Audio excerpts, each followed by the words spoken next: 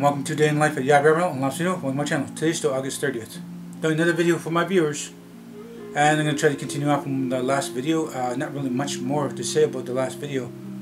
Did a bunch of community service because I was bad, you know, shoplifting and stuff, and I got caught.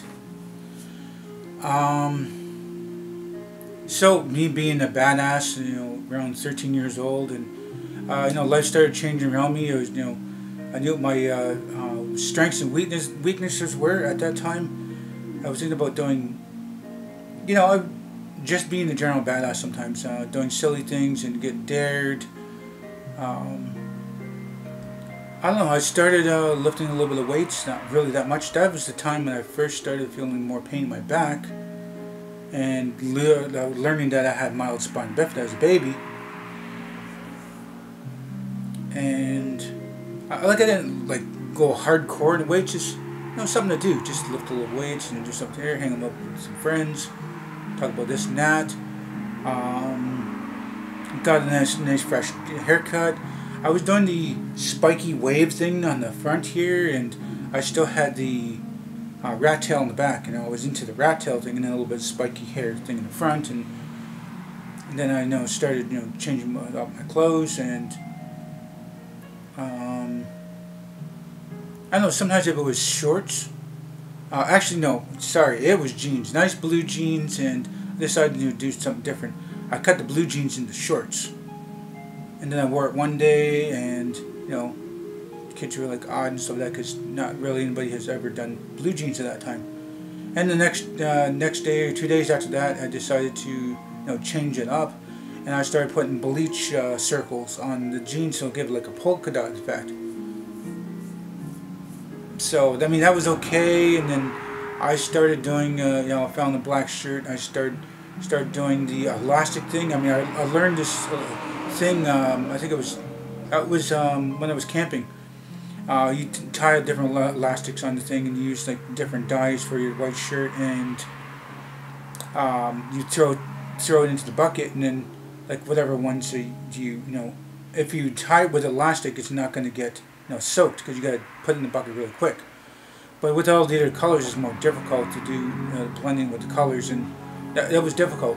But anyway, I took a normal black shirt and I did, you know, a bunch of scrunching spots here and there, small spots and bigger spots and swirls and stuff like that. And I did it throughout the whole shirt, and I didn't put too much bleach in the bucket because I knew that, you know, it's going to fade quite a bit. So I put enough in there to go from black to a kind of like a dark gray, and then, you know, put it through a rinse really quickly so it doesn't, the bleach doesn't set in too much. So after taking that shirt, you know, the elastics off the shirt, and after a good rinse, it looked really good. It looked fantastic. Go with the shorts and stuff, but, you know, I couldn't wear the shorts for a couple of days. I mean, I was into changing my clothes every day, but sometimes not for 2 days or 3 days, and, you know, people think I was cool, had some ideas, and, you know, had my own style, and wanted to, you know, do certain things like that. And then that was the time I started wanting to get into football, I think. It's either football or hockey.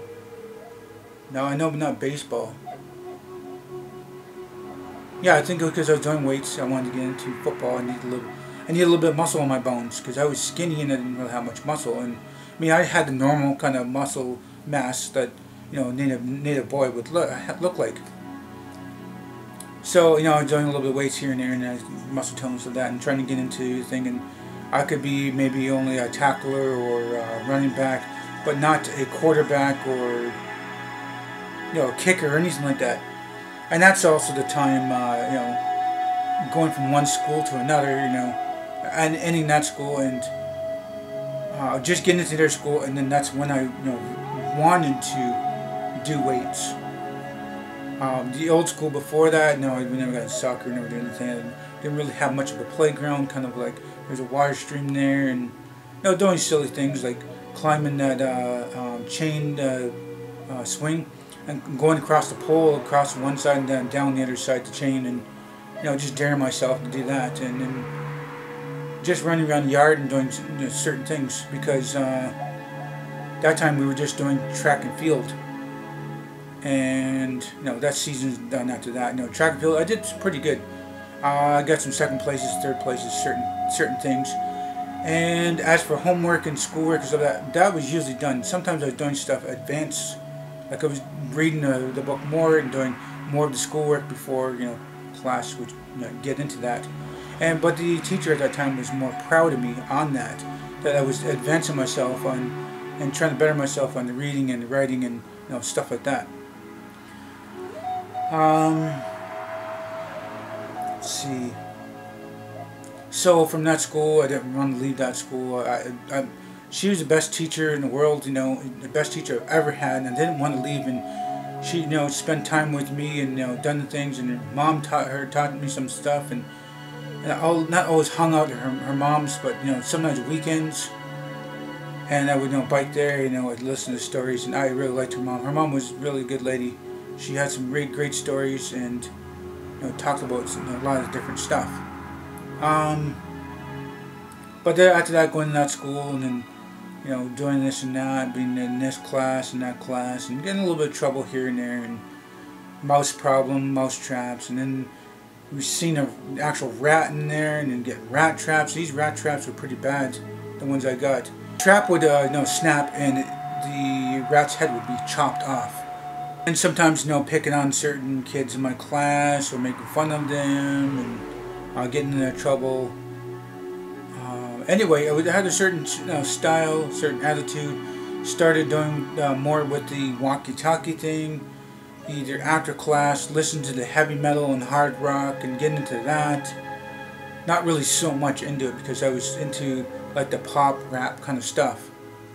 And then gradually started going into the heavy metal and hard rock. But like I said, doing weights and trying to get into football, and was not really got into I was thinking about it, doing weights and stuff like that, and then I just got into just doing like the recess basketball and badminton and tennis and stuff. I mean, I had a gym class, and I was still doing stuff even around lunchtime, after lunch. Sometimes I would have lunch, sometimes I wouldn't. Sometimes I have my lunch quickly, and then do stuff around the gym. So that school was okay. I did a lot of different stuff. Friends came and go. They were graduating or moving away or stuff like that. Get general in trouble with certain things.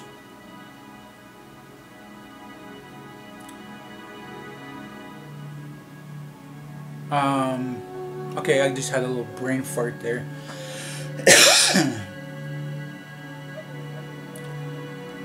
This school here, let's see. Oh, we had a little community events here, like the fundraising. I was in shop class. Shop class was okay.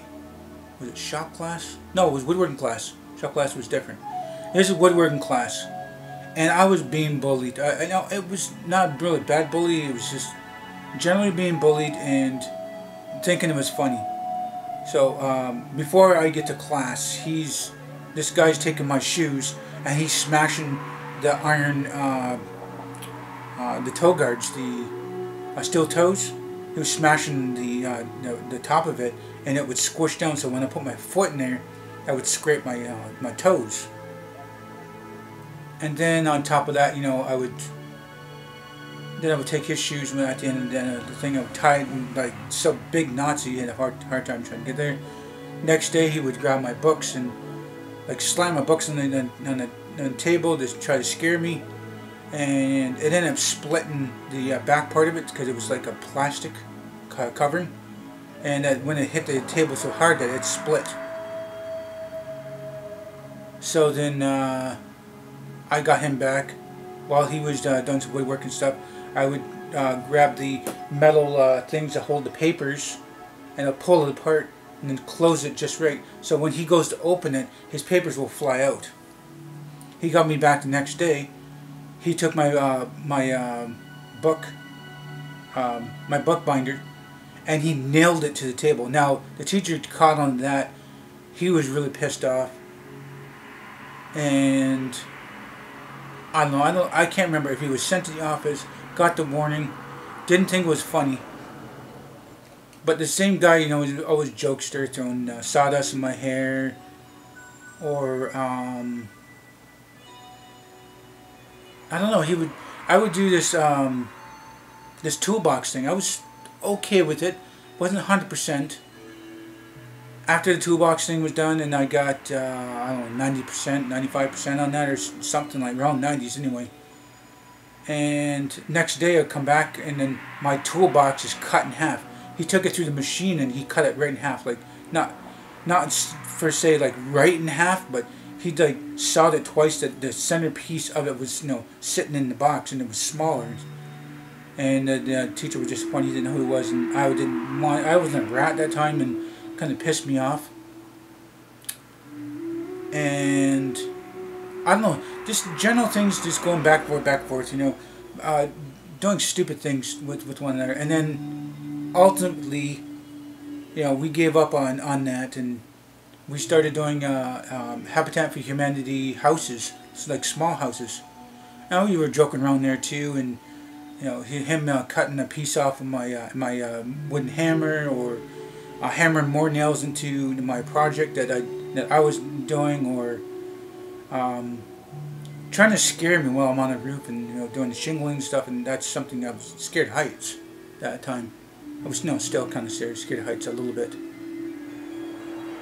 And ultimately, I believe it was the same kid.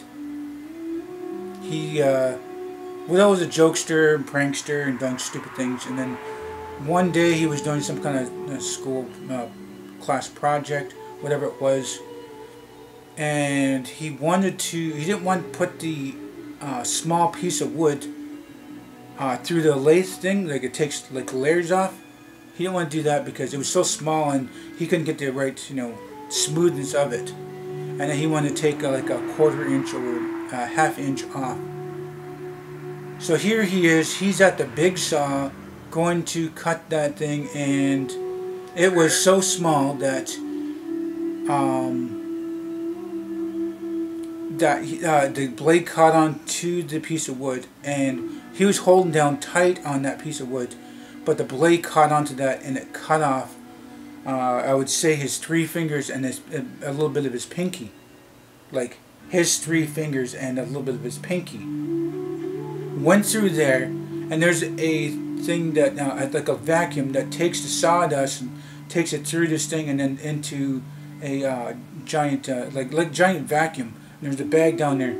And we had to go through there. We had to look for his fingers, so maybe he can go to the nurse or go to the hospital. We had to go to the hospital. We found his 3 fingers, but not the part of his pinky. But his hand was mutilated, and it didn't really have much movement in there. But I guess that's what he gets for joking around so much, and I guess karma got him.